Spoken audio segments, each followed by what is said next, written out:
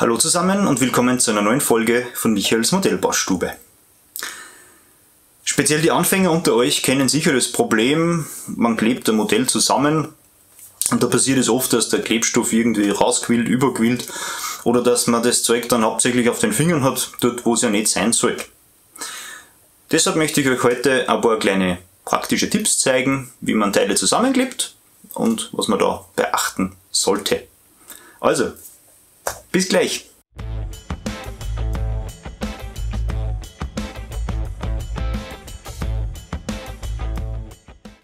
Modelle zusammenkleben. Das klingt jetzt am Anfang ziemlich einfach, aber es gibt da doch das ein oder andere, was man beachten sollte. Deshalb möchte ich euch heute anhand von zwei Beispielen, nämlich Teile ohne Farbe und Teile mit Farbe, zeigen, auf was man achten sollte und welche Möglichkeit man hat, diese zu verkleben. Ich fange gerade mal an mit dem da. Oh, ihr seht, ich habe was vorbereitet. Haha. Da habe ich jetzt einmal zwei unlackierte Teile. Die, ja, seht, die halten nicht. Da habe ich jetzt mehrere Möglichkeiten, die zu verbinden. Es kommt jetzt natürlich immer darauf an, wo das Teil hin muss, beziehungsweise was man von der Klebestelle nachher noch sehen darf oder nicht.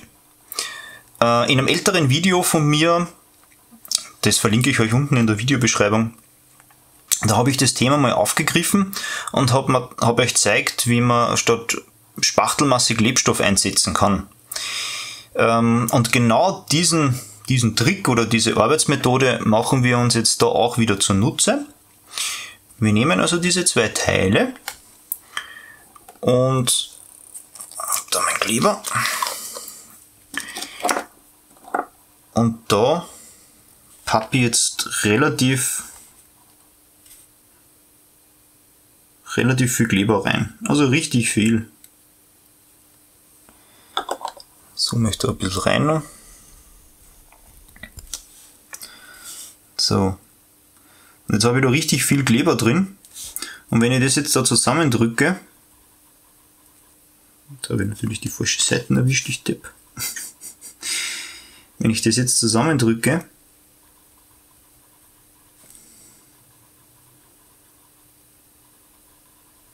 das ist der Vorführeffekt, dann quillt da der Kleber raus. Ich hoffe, man sieht das. Aber ihr seht, ich habe jetzt da so eine Wulst. Das ist eigentlich der Kleber, der da jetzt rausgequollen ist. So hält das Ganze schon. Das wäre jetzt eigentlich ein Fehler, aber hier ist es gewollt, weil jetzt muss ich das Ganze nur noch trocknen lassen und dann kann ich das Ganze schön glatt schleifen und die Klebenaht oder dieser Übergang verschwindet fast komplett. Das wäre einmal die erste Möglichkeit, Teile miteinander zu verbinden.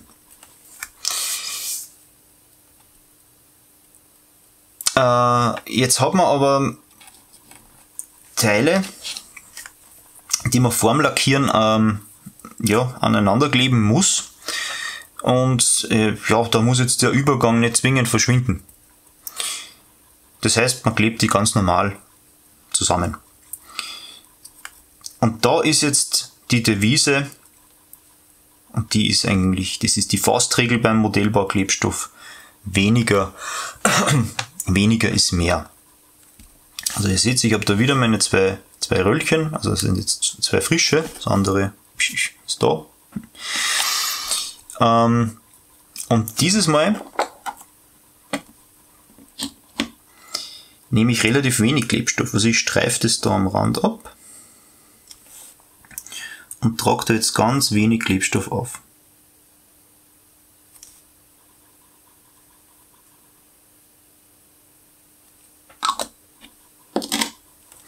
Ihr habt es jetzt gesehen, ich habe da einen kleinen Pinsel im Deckel drinnen. Es gibt aber Klebstoffe mit einer Kanüle. So, und jetzt klebe ich das da zusammen. Und jetzt quillt da kein Kleber raus. Also ihr seht da, ich habe da keine Wulst oder sonst irgendwas. Aber es klebt trotzdem. Ja, kann ein bisschen dran ziehen. Das hält. Und somit haben wir da jetzt einen schönen und sauberen Übergang, beziehungsweise einen sauberen Verbund. Wie gesagt, kommt immer darauf an, was man machen möchte. Und jetzt habe ich noch eine dritte Möglichkeit, mit Klebstoffen, also unlackierte Teile zusammenzukleben. Und zwar gibt es Klebstoffe, die machen sich die Kapillarwirkung zunutze. Also die ziehen sich dann der Naht entlang rein. Wer jetzt ein bisschen überfordert ist, was das Thema Klebstoffe im Modellbau angeht, ich habe da mal ein Video dazu gemacht, findet ihr auch in der Videobeschreibung. Jetzt habe ich da diese zwei Teile oder ein Teil. Ihr seht, ich habe da so ein Rohr genommen und habe da einen Spalt reingeschnitten. Der ist nicht ganz gerade und nicht sauber, aber für da jetzt zum Zeigen reicht's. Jetzt habe ich da einen komplett anderen Ansatz. Vorhin haben wir ja den Kleber immer aufgetragen, zusammengehalten und fertig. Jetzt ist es so, dass ich bei diesem Klebstoff das Teil vorher zusammenhalte. Also ich klemme das da jetzt gut zusammen mit meinen Fingern. So. Ja, Finger ist ein bisschen blöd. Sonst nehme ich dann schnell. Brauchen wir fast einen 5 Finger. So, jetzt nehmen wir eine Seite, machen wir da mit Wäscheklammer und die andere Seite mache ich dann mit meinen Fingern. Und jetzt nehme ich den Kleber her und setze den da an. Und jetzt macht er nichts anderes, wie dass der sich da jetzt entlang dieser Naht, die wir vorher gesehen haben, oder die da jetzt entsteht, ne, da zieht sich der jetzt rein. Natürlich setze ich da an, wo man den Kleber nicht sieht. Ne? Und jetzt passiert da diese ganze Magie. Die passiert jetzt direkt an der Klebestelle selber. Und wenn ich da jetzt loslasse, sollte eigentlich Vorführeffekt, obwohl, Moment, ich muss ja noch von der anderen Seite auch noch reinfahren. Wie gesagt, ich habe den Spalter jetzt selber reingeschnitten, also das ist jetzt sehr grob. Wenn man da jetzt wirklich zwei Hälften hat, zum Beispiel von einem von einem Tubus oder zwei Flugzeughälften, eigentlich fast das beste Beispiel, dann sollte es natürlich besser passen. So, jetzt lasse ich das da mal los mit der Klammer und ja, das ist jetzt dieser Vorführeffekt. Aber man sieht eigentlich, ich habe da jetzt lauter so kleine Fäden drinnen, das heißt, der Kleber hat da schon gewirkt. Der hat da jetzt den Plastik schon angefressen. Und ja, wie gesagt, ist jetzt ein blödes Beispiel, weil ich das da ziemlich grob geschnitten habe.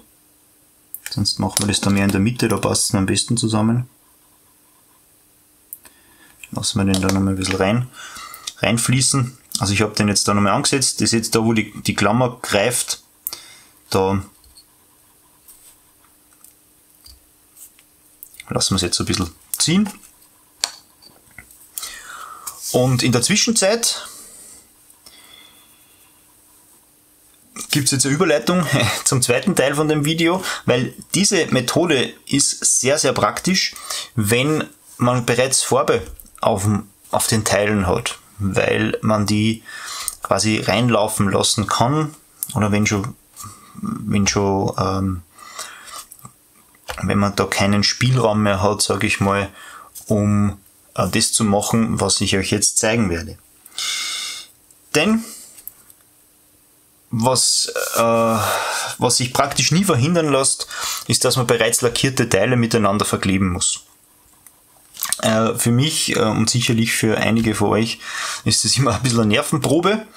Und den größten Fehler, den viele machen, ist, dass sie den Klebstoff da auf die Farbe auftragen und man macht dann eigentlich nichts anderes, wie dass man Farbe an Farbe klebt. Und auf den ersten Blick hält es ganz gut, aber mit der Zeit kann sich das lösen und das bereits gebaute fällt auseinander.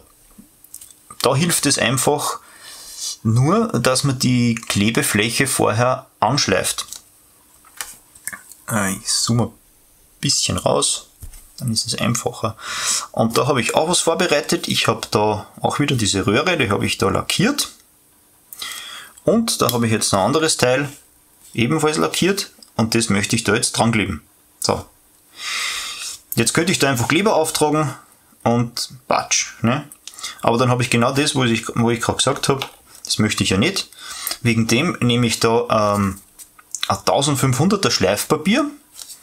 1000er würde es jetzt auch tun, habe ich aber gerade keins da. Gröber oder ganz grob würde ich da nicht gehen, weil man will ja nur diese Farbschicht entfernen. Ihr seht ja, wir haben da auf der Klebestelle, dieser Ring jetzt da, haben wir die Farbe drauf. Ich möchte nur diese Farbschicht entfernen und nicht das Teil irgendwie verkleinern. Jetzt schleife ich da kurz an. Ihr seht schon im Schleifpapier, dass da jetzt ein bisschen Farbe mitgeht, ist logisch. So. Das gleiche mache ich jetzt da auch noch. Natürlich geht es nicht immer, dass man beide Teile oder beide Seiten, beide Klebstellen anschleifen kann. Aber zumindest auf einer Seite sollte man das machen. Jetzt nehme ich da wieder Klebstoff. Trage da wieder ganz dünn auf. Also das ist wirklich minimalst, weil wie gesagt, weniger ist mehr.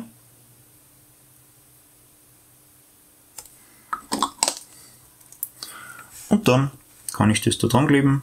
Muss jetzt nicht gerade werden. So. Na, aber so halbwegs gerade soll es schon werden. So. Und voilà. Sitzt, passt und hält. Und das Ganze ohne irgendwelche Fingerabdrücke oder irgendwelche Klebefäden, die sie herumziehen, weil wenn man weniger nimmt, dann kann da nichts rausgehen. Und ihr seht, es hält. Also natürlich dran ziehen darf man da nicht. Aber das reicht. Natürlich, wie immer, bei allem im Modellbau trocknen lassen. Auch Kleber braucht seine Trocknungszeit, bis dann alles wirklich greift. Aus dem Grund schauen wir uns das da nochmal an. Jetzt machen wir da auf und ihr seht, da in der Mitte, da klebt es jetzt super zusammen und wir haben eigentlich nur den Kleber da reinlaufen lassen. Also wir haben da nichts direkt aufgetragen, sondern das ist einfach nur, hat sich da reingeschlichen, hat das verschweißt und jetzt ist es zu.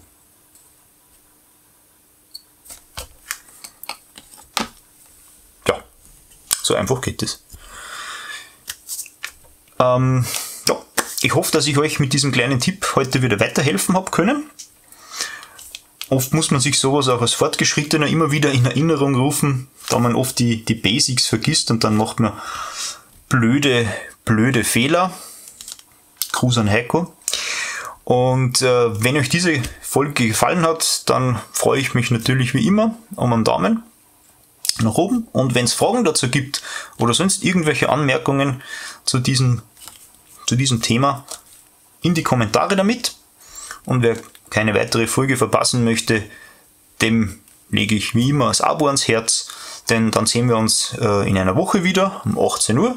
Und bis dahin wünsche ich euch wie immer eine gute Zeit und viel Spaß beim Modellbau. Tschüss!